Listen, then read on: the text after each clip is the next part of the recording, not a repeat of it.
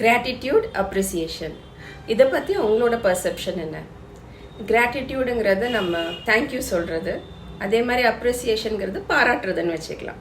இது ரெண்டுமே ஒரு மாதிரி ஹை எனர்ஜிஸ். நம்ம தேங்க்யூ சொல்லும் போதும் நல்லாயிருக்கும், தேங்க்யூ வாங்கும் போதும் நல்லாயிருக்கும். Same with appreciation. பட் இன்றைக்கி நான் உங்ககிட்ட என்ன கொஷின் கேட்க போகிறேன் அப்படின்னா, உங்ககிட்ட யாராவது தேங்க்யூ சொன்னாலோ இல்லை உங்களை யாராவது பாராட்டினாலோ நீங்கள் ஃபுல்லாக எவ்வளோ தூரம் ரிசீவ் பண்ணுறீங்கன்னு இன்ட்ரோஸ்பெக்ட் பண்ணுங்கள். ஏன்னா நம்மள நிறைய பேர் எஸ்பெஷலி விமன் கிவிங் ரொம்ப நல்லாயிருக்கும், நம்ம ஈஸியாக கொடுத்துருவோம், மற்றவங்களுக்கு ஈஸியாக பண்ணிடுவோம். ஆனால் ரிசீவிங்குன்னு வரும்போது நிறைய ரெசிஸ்டன்ஸ் இருக்கும்.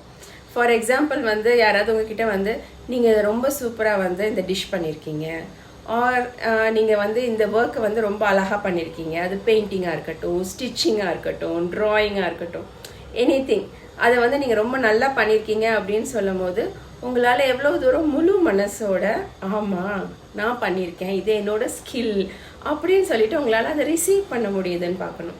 ஏன்னா நம்ம எப்போவுமே என்னென்னா அச்சிச்சோ அதெல்லாம் ஒன்றும் இல்லை, இது எல்லாரும் பண்ணுறது தானே, இதெல்லாம் ஒன்றும் பெரிய விஷயமே இல்லை அப்படின்னு சொல்லிட்டு நம்ம என்ன பண்ணுவோம்னா நமக்கு வர்றதை ரிஜெக்ட் பண்ணிக்கிட்டே இருப்போம். ஆனால் ஒரு பக்கத்தில் நம்மளை யாரும் பாராட்டுறதே இல்லை, நம்மளை யாரும் புரிஞ்சுக்கிறதே இல்லை, இதுவும் ஓடிக்கிட்டு இருக்கோம். ஸோ நம்ம ரெண்டு சைட்லேயுமே இருப்போம். ஸோ நான் சொல்கிறது உங்களுக்கு புரியுதான்னு பாருங்கள், இன்ட்ரோஸ்பெக்ட் பண்ணிங்கன்னா நான் எல்லா வீடியோஸ்லையுமே என்ன சொல்லுவேன் அப்படின்னா, it is not that like ஒரு ரெசிபி நான் தரேன் அதை போடுங்க சரியாயிரும் அப்படி எதுவுமே கிடையாது, ஒரே ஒரு மருந்து எல்லாத்தையும் சரி பண்ணணுங்கிற மாதிரி இல்லை. உங்களுக்கு எது சரியாக இருக்குது, உங்களுக்கு எது சரியாக இல்லை அப்படின்னு நீங்கள் அப்சர்வ் பண்ணி இன்ட்ரோஸ்பெக்ட் பண்ணி பார்த்தா தான் அதுக்கு ஏற்ற மாதிரி டெக்னிக்ஸோ ப்ராக்டிசஸோ சொல்ல முடியும். பட் ஆஸ் ஹியூமன்ஸ் நம்ம எல்லாருக்குமே நிறைய இஷ்யூஸ் ஒரே மாதிரி இருக்கும். Maybe people pleasing, perfectionism, இந்த மாதிரி நிறைய பேட்டர்ன்ஸ் பார்த்துருப்பீங்க, அது எல்லாருக்குமே இருக்கும், மோஸ்ட்லி இருக்கும். ஆனால் சில விஷயங்கள் நமக்கு நிறைய இருக்கும், சில விஷயங்கள் ரொம்ப கம்மியாக இருக்கும். ஸோ இதெல்லாம் எப்படி தெரிய வரோன்னா அன்றாட வாழ்க்கையில் நம்ம அப்சர்வ் பண்ணிக்கிட்டே இருக்கணும், நம்மளே அப்சர்வ் பண்ணணும்.